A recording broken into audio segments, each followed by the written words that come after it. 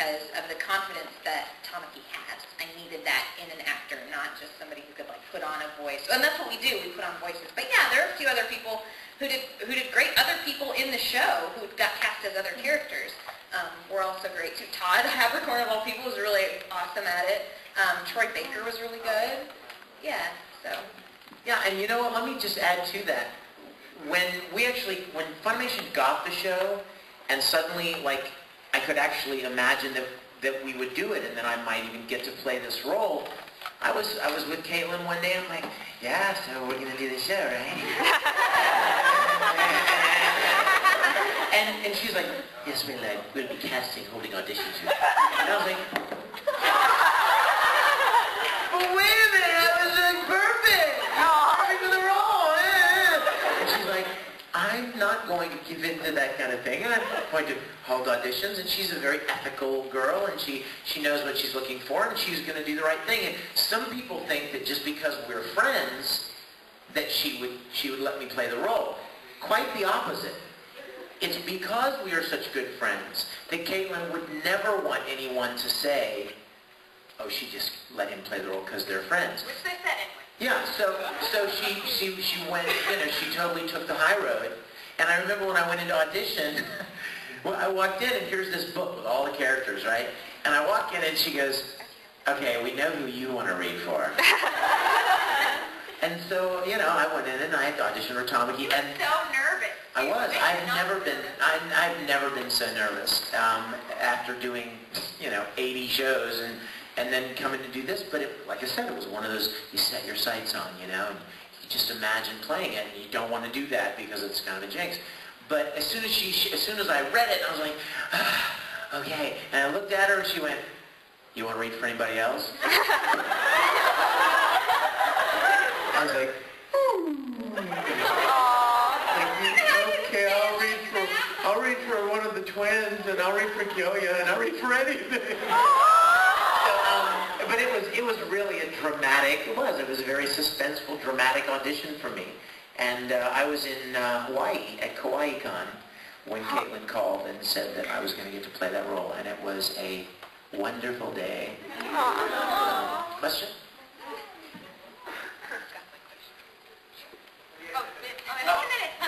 Thank you for that question. Thank you. Good question. We'll try to be in the back. Yeah. I'm also a really big fan of Tori Senpai, and also ironically Travis. You, how was casting Tori Senpai? What was it like? I knew that the voice needed to be quite low, and we don't have that many people who can have very low voices and sound kind of young enough and also have like a sexy sound. And most people figured it would be Chris Sabat, we've talked about him today. But he ended up being Casanoda instead, which I think is even more perfect. And we love playing Casanoda because it's pretty much Chris's voice, and he gets to play this kind of jerk character. And normally he says, I play these jerk characters, and that's all they are, is this jerk character. But at least Casanoda has a heart, and you find out what his story's all about. But as far as Travis, he just came in, and he just did a good job. That's really how he came in and did good. And he was happy that he got to be an important part of the host club, and all he really ever says is, fancy tuna. Fancy tuna. Yeah. But he was so fun to work with because he'd come in and be like, cool, what are we doing? I'm like, well, we're going to do 6 episodes, and it will take 30 minutes. Needs goodie. Yeah. So he was a lot of fun to work with, and he loved saying all the Japanese words, all the Japanese names he had to say. Anyway. Yes. Hi. Hi. Knowing, as you said earlier, you guys were interested in the show before it was officially licensed for cast or anything in the U.S. Are there any shows out today that have either been unlicensed or uncast, or they were licensed years ago and the licenses are gone? Are there any dream roles in that pool? You seem to know your answer already. Well, there are always things that you hear about and you'd love to be a part of. That always happens. But you know what? Disappointment is a big part of acting. I mean, for every one role you get, there are 15 that you don't. So, there are always things that we hear about or that we see pieces of, and like, oh, that would be so cool. I'd love to be part of that. And you never know. It'll either happen or it won't. You try not to get too upset, too wrapped around the axle about whether or not you're going to get to be a part of it, because you never know. But with all of us, you guys may think, oh, you guys get cast and everything, you do everything. Well, we are blessed enough to do a lot, but there are plenty of things that we try for that we don't get. So that's a whole side of it that you will never know about because you don't see it or hear it. Also, sorry, one more quick thing. Vic, are you seeing Star Trek this weekend? Yes. I have to tell you something. I have to say this because it's just too cool. Guess who I'm going to see Star Trek with next Thursday afternoon in Los Angeles? Michael Dorn. He played Worf. Star Trek Next Generation. He is the coolest guy, and we became friends at a con, and we go and play racquetball together, and we have and I whoop his ass. I hope he doesn't watch YouTube. Don't put that up there. Keep that part out. Anyway, we were at lunch several weeks ago, and I'm like, dude, we were talking about the new film coming out, and I'm like, hey, I want you to promise me we're going to go together because I want to go see it with you. He's like, all right. So we're going to go do that, but I was going to save it until I did that, but then a lot of the guests this weekend kind of wanted to make like a little excursion of going out and seeing it. So I plan to see it. I don't have high hopes any more than you Dragon Ball Z fans have. Need I say it more? All the way in the back. I know that they were ending Host Club, so we're going to do something unique.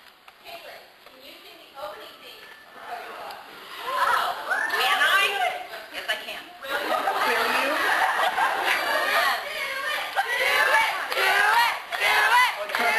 Caitlin does not need that much prodding to sing. She loves it. I see you come, I watch you go. You never seem to leave me though. So is this love or hate? We'll see. You're making me crazy. Inside my dreams, you're all I see. Well, all I see is you and me, lady, maybe, or host I find. I really don't mind. If I have to choose a rose in this garden of romance, maybe we could take this chance. Maybe you're my love that I would like to find. A hand that could take mine, and with one kiss, we could stop time and I'd fall in love with you. Tomorrow far away, but today just you and me in our beautiful spring, and we'll always fall in love again.